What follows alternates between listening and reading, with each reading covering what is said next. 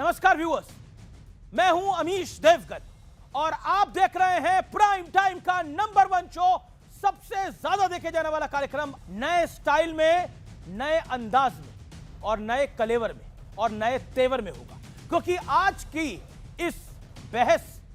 ये बहस बेहद महत्वपूर्ण है और मेरे साथ खास मेहमान तो 6 होंगे, लेकिन टक्कर 2-2 के बीच होगी और सियासी मुकाबले के कई राउंड होंगे। आज मैं ये प्रयोग इसलिए कर रहा हूं क्योंकि आज का मुद्दा भी बेहद इंपॉर्टेंट है, खास है। ममता बनर्जी की टीएमसी तो संकट में फंसी ही है, साथ ही अब राहुल गांधी पर भी बड़े सवाल उठ रहे हैं। टीएमसी की पूर्व सांसद सुष्मिता देव ने कहा है कि राहुल गांधी में सियासी फायर की बहुत बड़ी कमी है, इसलिए कांग्रेस और विपक्ष प्रधानमंत्री मोदी का मुकाबला नहीं कर पा रहे हैं। इसके बाद एक और बड़ा घटनाक्रम हुआ। कांग्रेस की एक बैठक में राहुल गांधी ने कहा कि पीएम मोदी ने देश को मरवा दिया, लेकिन इस बैठक में प्रियंका वाड्रा ने कहा कि जब बूथ स्तर पर संगठन है ही नहीं तो सिर्फ घोषणाएं और आंदोलन की बातें करने से आखिरकार क्या हासिल हो जाएगा। हर मुद्दे पर आंदोलन और प्रदर्शन करने की आदत से बाहर निकलना होगा। सवाल है कि क्या प्रियंका गांधी वाड्रा राहुल गांधी को बड़ा मैसेज दे रही थी? इसके अलावा पृथ्वीराज चौहान भी कांग्रेस की भूमिका पर सवाल उठा रहे हैं, तो दूसरी तरफ टीएमसी में बगावत का सिलसिला लगातार जारी है। तो आज इसी तब मुद्दों पर बड़ी चर्चा होगी। टीएमसी के बागी सांसदों की पूरी लिस्ट भी आ गई है, तो आज इन्हीं तमाम मुद्दों पर जनता जनार्दन के बीच, मेरे युवा मित्रों के बीच होगी देश की सबसे बड़ी पॉलिटिकल डिबेट। मोदी का दम, विपक्ष में क्या है फायर कम? आज इस बड़े सवाल के साथ इस चर्चा में हम जाएंगे। 6 बड़े दिग्गज मेहमान हमारे साथ मौजूद हैं और साथ ही टक्कर होगी दो की। यह फॉर्मेट कितना इंटरेस्टिंग है आप भी देखकर चौंक जाएंगे।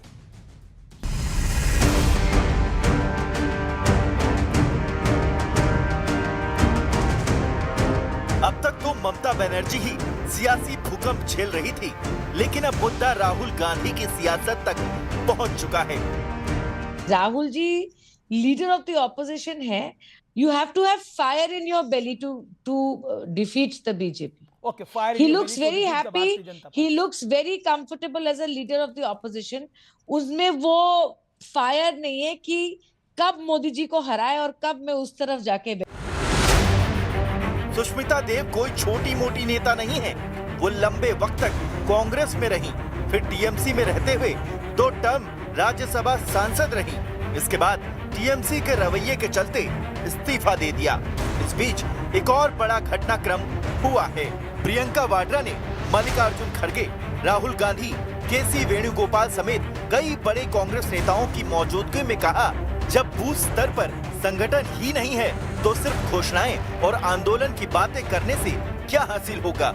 हर मुद्दे पर आंदोलन और प्रदर्शन करने की आदत से बाहर निकलना होगा। कल ही राहुल गांधी ने कहा कि मोदी ने देश को मरवा दिया। सवाल है कि क्या प्रियंका वाड्रा ने इसी सियासत पर दबी जुबान में वार किया है? जनतंत्र में विपक्ष की बहुत आवश्यकता है और एक पार्टी विपक्ष का रोल अदा नहीं कर पा रही है। कांग्रेस पार्टी बड़ी पार्टी फिर भी नहीं कर पा रही है। इस बीच सूत्रों का दावा है कि कांग्रेस ने ममता बनर्जी और शरद पवार की पार्टी को कांग्रेस में घर वापसी का ऑफर दे दिया है। सब पार्टियों की जो रीजनल पार्टी बन गई, कांग्रेस अलग हो गए, उन सबको वापस शामिल होना चाहिए और राहुल गांधी को नेता स्वीकार करना चाहिए दिल से, पहले से ही।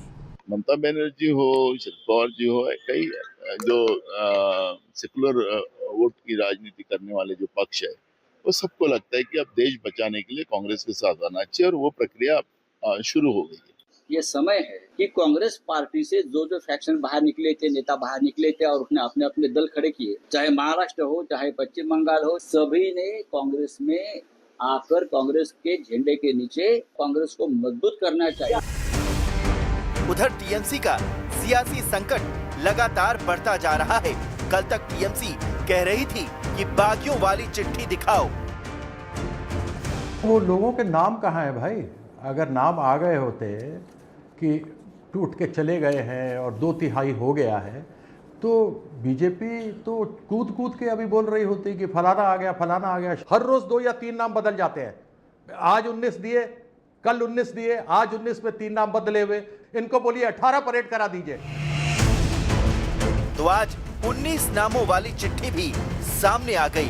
काकोली घोष, शताब्दी रॉय, अरूप चक्रवर्ती, रचना बनर्जी, शाइनी घोष, यूसुफ पठान जैसे नाम शामिल हैं। लेकिन आज सबसे बड़ा सवाल यही है कि क्या वाकई में तमाम कोशिशों के बावजूद विपक्ष में मोदी के मुकाबले का दम नहीं है?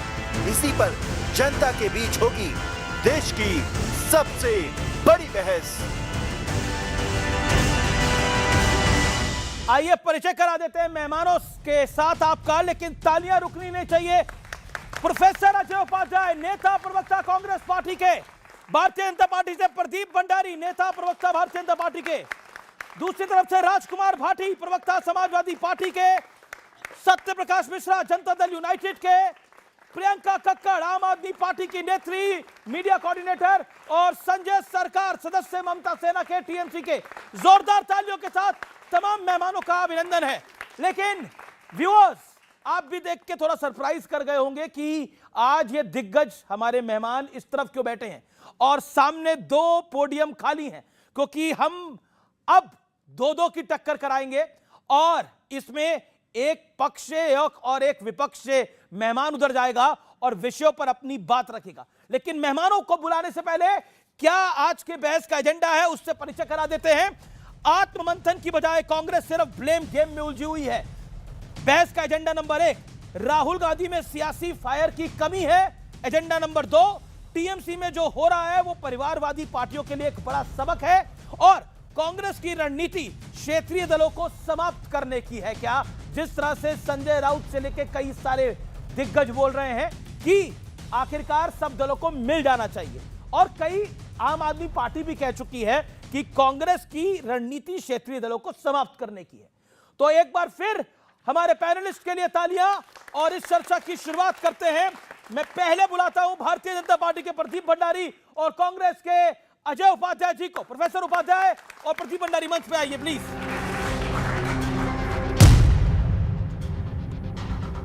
चलिए शुरुआत करते हैं इस राउंड की। राउंड नंबर 1, भंडारी जी तैयार हैं आप? उपाध्याय जी आप भी तैयार हैं? तो उपाध्याय जी शुरुआत आपसे करते हैं। 50 सेकंड का मौका आपको देता हूं। राहुल गांधी जी में फायर कम है, ये कई नेता बोल रहे हैं, लेकिन लेटेस्ट एंट्री सुष्मिता देव जी की है। क्या कहना चाहते हैं आप? देखिए, सुष्मिता जी हमारे साथ भी रही हैं, टीएमसी में सांसद रहीं। अब हो सकता है उनको भाजपा का प्रेम ज़्यादा प्यार दिखा रही हैं, इसलिए उनको जो है फ्लावर और फायर में अंतर ही नहीं समझ में आ रहा है।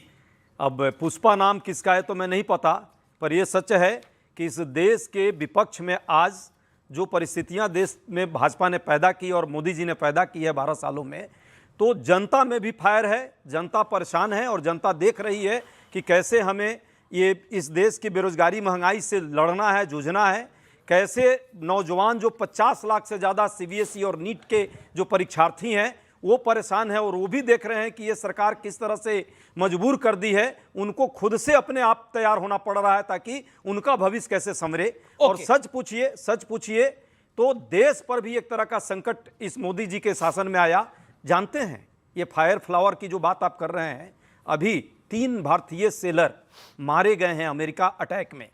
मोदी जी की जुबान से आवाज नहीं निकल रही है, जबकि देश पर वो संकट है। ये देशभक्ति कहता है कि जिन लोगों ने इस तरह का कायराना हरकत इस देश पर किया, उनके विरुद्ध में कम से कम भारत सरकार को मुंहतोड़ जवाब देना चाहिए। लेकिन अमेरिका के विरुद्ध कैसे दे सकते हैं? समझौता है, समझौता कर चुके हैं, न हिम्मत है और न ही वो ताकत है कि मोदी जी जवाब दे पाए। विषय पे बोले एक एक करके। अब आपसे के पास आता हूं।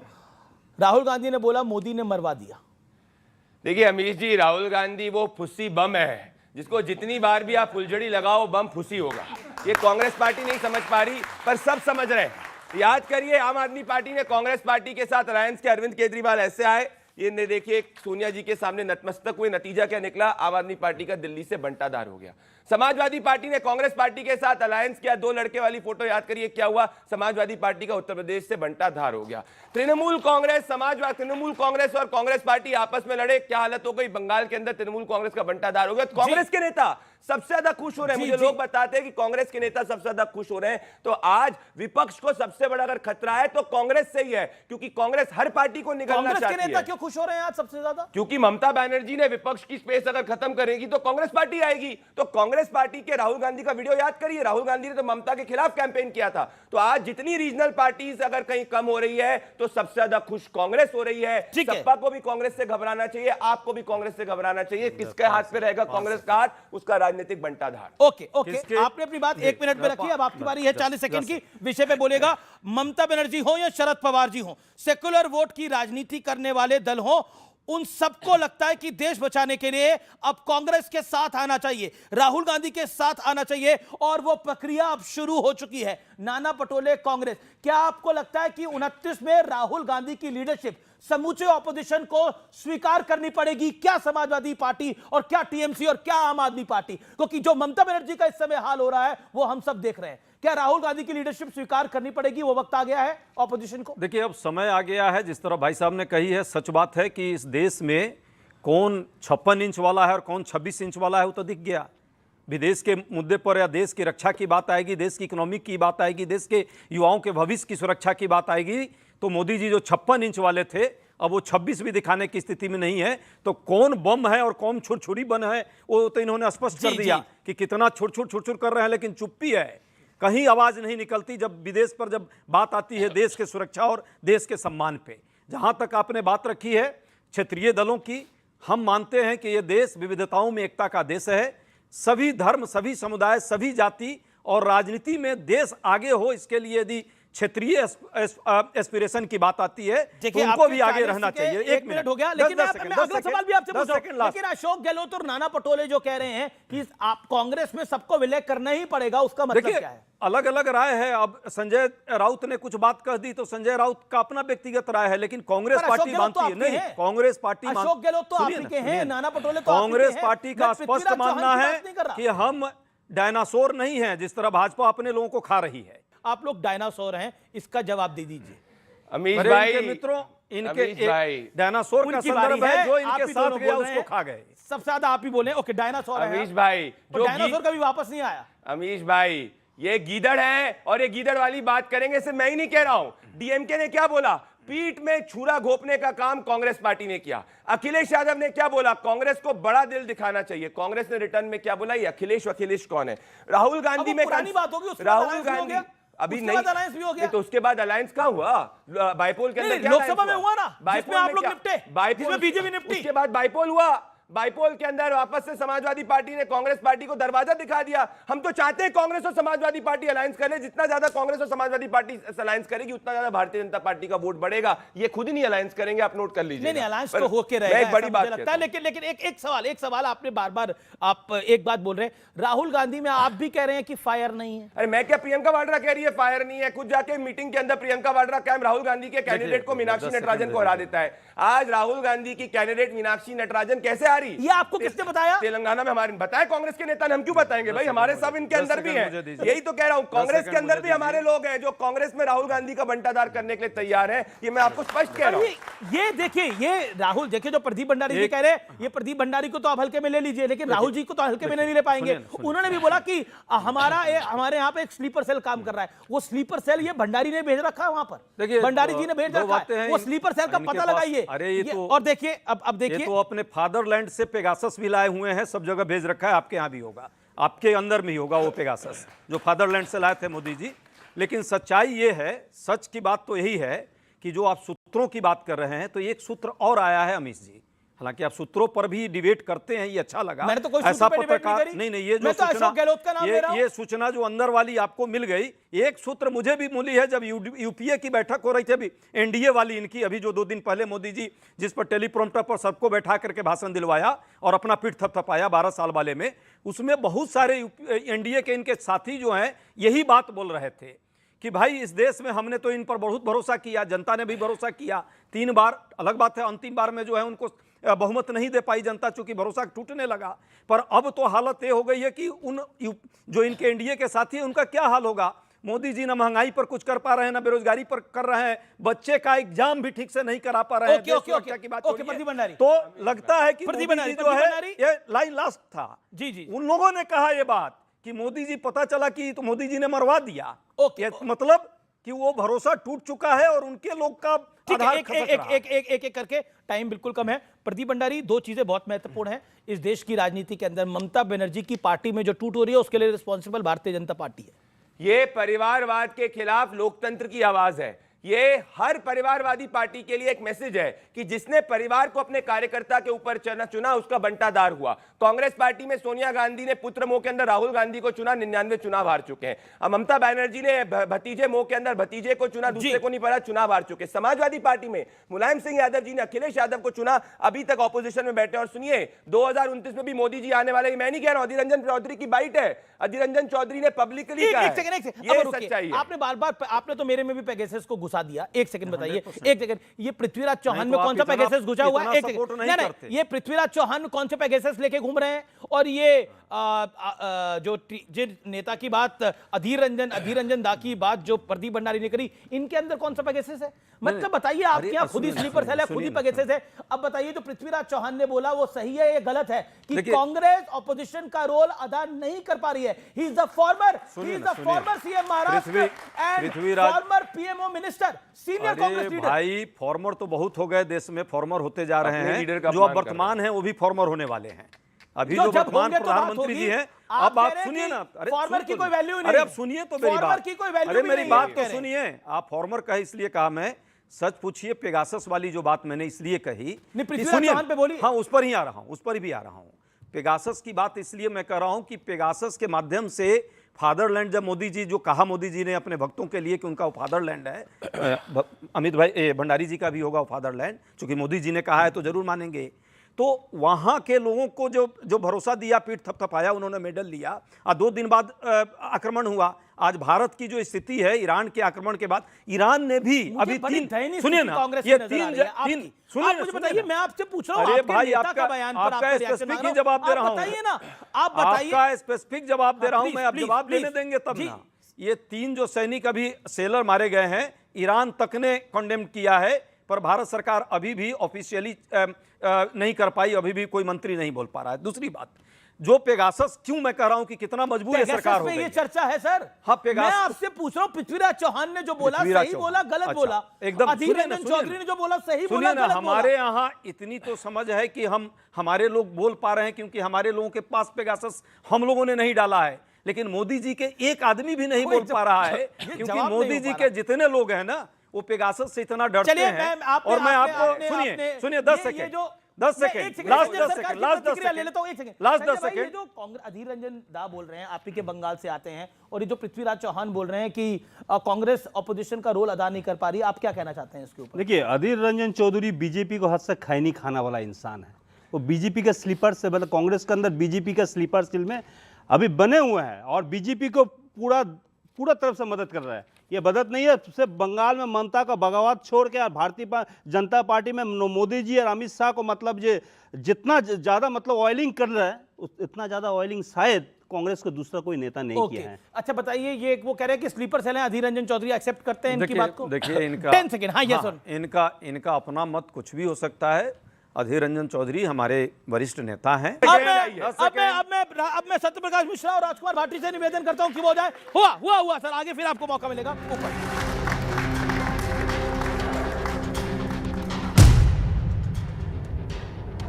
चलिए, इस राउंड की शुरुआत कर लेते हैं और शुरुआत करते हैं इस बारी पक्ष से, सरकार से शुरुआत करते हैं। क्या लगता है आपको सत्यप्रकाश मिश्रा, जो कुछ हो रहा है उसमें बार बार कहा जा रहा है कि बीजेपी और एनडीए सिर्फ सत्ता के खेल के लिए सब कुछ कर रही है, चाहे ममता बनर्जी की पार्टी को तोड़ना हो, चाहे बाकी कुछ करना हो? सत्ता का खेल हमने कभी खेला नहीं। एनडीए जब बना था तो कई पार्टियों के क्षेत्रीय दलों को मिला करके बना और एक राष्ट्रीय नीति बनी। उसमें जो दल शामिल हुए, लगातार पहले वाजपेयी जी सरकार उन्होंने बनाई और मोदी जी ने मई 2014 में पहली बार शपथ ली। तब से लेकर अब तक सिर्फ देश के लिए काम करते रहे। अगर राज्यों में कहीं चुनाव हुआ और वहां राज्य में ममता बनर्जी हारी हैं, उनके प्रति उन्हीं के पार्टी के लोगों ने अविश्वास जिताया है, तो इसमें उनका अविश्वास हमारा कैसे कारण बन सकता है कि हमने उनको परेशान किया है? हम गए जनता के बीच एक सूत्री कार्यक्रम लेकर के, और वो सिर्फ एक मात्र था, सबका साथ सबका विकास। इसके अलावा हम किसी चीज को लेकर नहीं गए। बंगाल में जो स्थिति थी, पश्चिम बंगाल में 15 सालों से, और पिछले चुनाव में जो दुर्गति की थी कानून और व्यवस्था की, और एक जज को जहां बंदी बना लिया जाता हो और वो चिल्ला रही हो कि मेरे बच्चे को बचा लेना, तो आप समझ लीजिए बंगाल की स्थिति क्या थी। अगर वर्तमान एनडीए के गठबंधन ने, और वहां तो सिर्फ बीजेपी अकेले चुनाव लड़ रही थी, उसने यदि मेहनत करके वहां अपनी सत्ता लोकतांत्रिक ढंग से बनाई है, तो इसमें किसी को पेट में दर्द होता है तो हुआ करे, इसमें कोई दिक्कत नहीं है।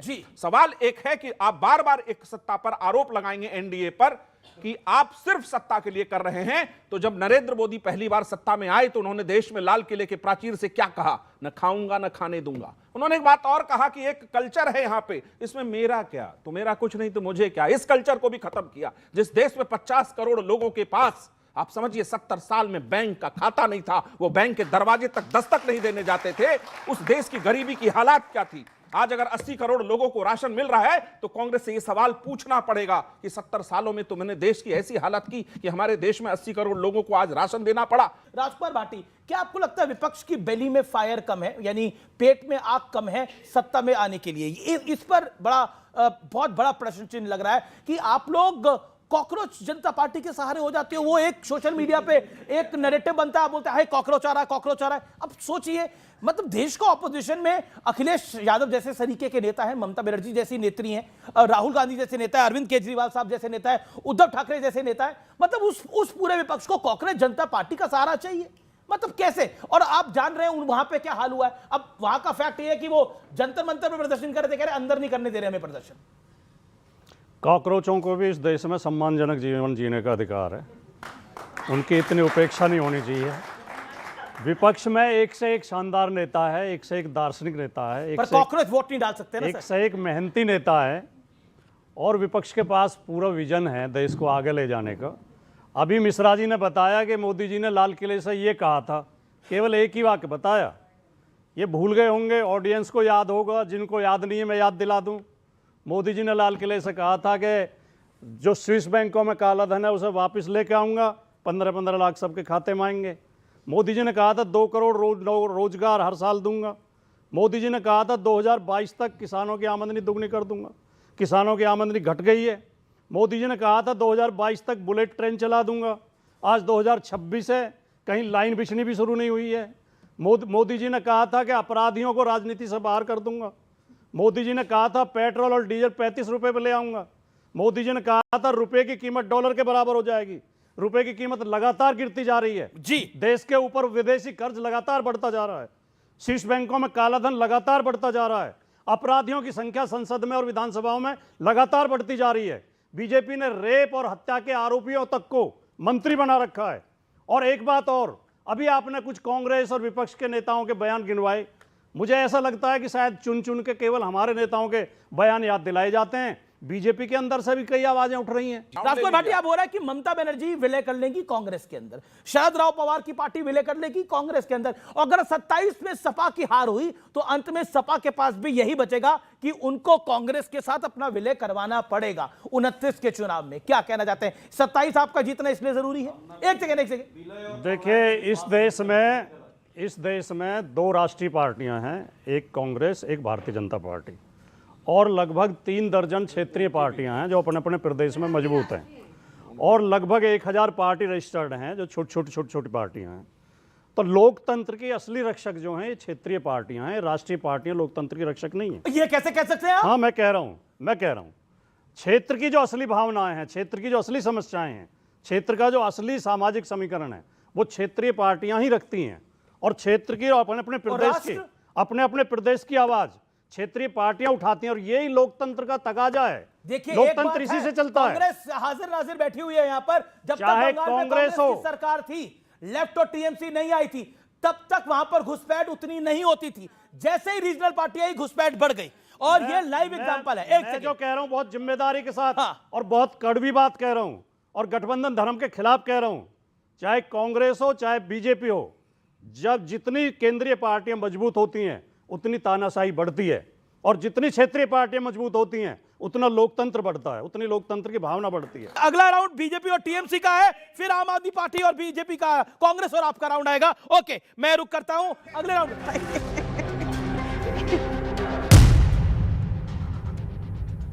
चलिए अगले राउंड की शुरुआत करते हैं। संजय सरकार और साथ ही हैं प्रदीप भंडारी भारतीय जनता पार्टी के। चलिए, आप जनता को मजा आ रहा है इस राउंड के अंदर भी? जोरदार तालियां हमारे तमाम मेहमानों के लिए। अगला राउंड आम आदमी पार्टी और कांग्रेस का राउंड आने वाला है, बड़ा फायरी राउंड होगा। लेकिन प्रदीप भंडारी और संजय सरकार साहब, मैं क्या बोलूं, आप जो इतना मुस्कुरा रहे हो, कितना बड़ा गम है जो छुपा रहे हो? देखिए, ममता बनर्जी खुद ही एक सिंबल है, खुद ही एक पार्टी है, खुद एक नेत्री है, सबसे बड़े बात है। और कौन गया, कौन आया, कौन जा रहा है, कौन नहीं जा रहा है, इसमें कोई फर्क नहीं पड़ता। जो जा रहा है अपना, सुनिए, आप मेरे बात करने दीजिए। अगर इतना दम है, अपना बल पे वो चुनाव लड़के दिखा दे, हम आपको तो जमानत जब्त हो जाएगा। आप लिख के रख दीजिए, हिम्मत नहीं है। जब यहाँ मलाई थे तब मलाई लेने के लिए सब आ गया है, जब मलाई खत्म हो गया है तब मलाई लेने के उधर चला गया है। और मलाई देने वाला भारतीय जनता पार्टी हमेशा आगे रह चुके हैं। ना ईडी चाहिए उसको, ना सीबीआई चाहिए, ना इनकम टैक्स चाहिए, ना एनआईए चाहिए। अब स्टेट में सीआईडी भी आ गया, एसटी भी आ गया और एसटीएफ भी आ गया, साथ में लोकल पुलिस भी आ गया। हैरेस चालू हो गया है, डर देखता। जिसको बैकबोन खड़े रहते हैं वो खड़े रहते हैं, जिसको बैकबोन गिर जाता है, टूट जाता है, वो खड़े नहीं रह पाता है। मेरे पार्टी के अंदर जो दादा आपने बोला, आपने लगभग 1-1.5 मिनट बोला, आपने बोला जब तक मलाई था। ऐसी कौन सी मलाई आप दे रहे थे, ये भी तो बताइए। ये कौन सी मलाई थी जो आप बांट रहे थे?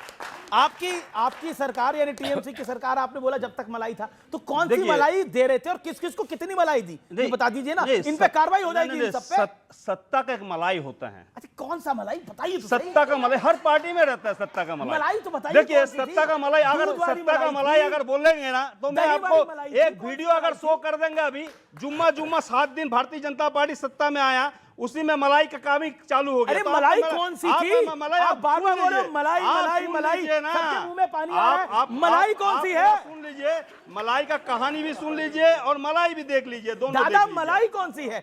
जरा मलाई का तो बताइए। ये मलाई खिलाई किसने? बंगाल की ये हालत कर दी गई, पॉन्ड बना लेते थे, उसमें मछली के बीज डाल दिए। पर ये मलाई की बात से आपके मैं मलाई ही बता रही हूँ। दूध वाली है, दही वाली? नहीं, ये थी मच्छी वाली और खाली भात वाली, और भात मिला करके खा लेते थे। बंगाल की जो हालत की है, पार्क रोड है, इतना बढ़िया रोड थी, वहां अंधेरा, छोटे छोटे बल्ब लगाए थे कि जी चिड़ियों की आंखें कमजोर हो जाती हैं।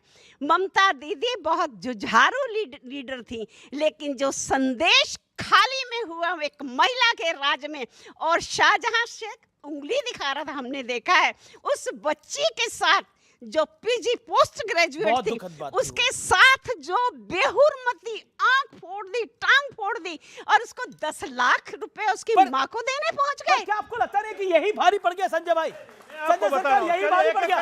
ओके, और अभिषेक बनर्जी का घमंड ने पार्टी को डुबा दिया। जो जा रहा है वो करा। अभिषेक बनर्जी घमंडी है, इसी वजह से इस तरह के हालात हो रहे हैं। आप बहन जी बहुत अच्छे बात बोला है, लेकिन जो आरोपी था, हम 12 घंटे के अंदर आरोपी को पकड़ लिया है। आज 2 साल हो गया, दूसरे कॉन्विक्टेड सीबीआई कर नहीं पाया, उसको जिम्मेवारी मेरा। सीबीआई किसके हाथ में है? सीबीआई किसके हाथ में है? सीबीआई किसके हाथ में है? आप बताइए। सीबीआई सेंट्रल में तो नरेंद्र मोदी के अंडर में पड़ता है। सीबीआई सुनता है। संदेश काली का मैटर आप बोल रहे हैं। वो महिला लोग आके बोला हम लोग को 2-2 हजार रुपया देकर शुभेंदु ये बात कराया, जाकर बोलो जब सीबीआई टेस्ट करने वाला महिला को बुलाया, संदेश काली ने ये झूठ है। संदेश काली की औरतों के साथ रेप हुआ वहां पर। आप ये नहीं बोल सकते 2-2 हजार रुपए लेके बोला है। आपने बोला उन औरतों को 2-2 हजार रुपए लेकर बुलवाया गया, बहुत ही गलत बोला आपने। पॉइंट नंबर एक सेकंड। और मलाई कौन सी थी आपने? ये कौन सी मलाई थी प्रदीप भंडारी? दादा क्या कर रहे हैं आप? दादा 5 मिनट हो गए आपको बोलते बोलते। ये टेस्ट करने के लिए बुलाया क्यों नहीं आया महिला? दादा 5 मिनट हो गए हैं, टाइम देखिए 5 मिनट। एक भी महिला नहीं आया, बोला हमको 2-2 हजार। अरे दादा, सरकार चली गई। नहीं, सरकार चाची उपाय में नहीं हारे, सरकार चाची हारे हैं। हम लोकतंत्र उपाय जनता का वोट से हारे नहीं है, हम लूट तंत्र उपाय से हारे हैं। अमीश जी दादा सरकार गए, हम जनता का सरकार गए। पूरे के पूरे लोग परिवारवादी अभिषेक के खिलाफ थे। ये डिफेंड कर रहे हैं ना। लास्ट टाइम अभिषेक बैनर्जी के साथ कब मिले थे? फोटो विजेंद्र किसका बेटा है? ये खुद पंकज सिंह किसका बेटा है? देखिए, मैं भी आपकी डिबेट खराब हो जाएगी, मैं ज्यादा बोलूंगा। अब आपको राजनाथ सिंह का बेटा है, अर्जुन सिंह का बेटा समझ में आया? अंडे क्यों पड़ रहे टीएमसी वालों पे? अब आपको समझ में आया? मुझे ये मजबूरन राउंड बीच में ही रोकना पड़ेगा। तो फिलहाल एक ब्रेक, लेकिन ब्रेक के उस पार मेगा एडिशन इसके बाद भी जारी है।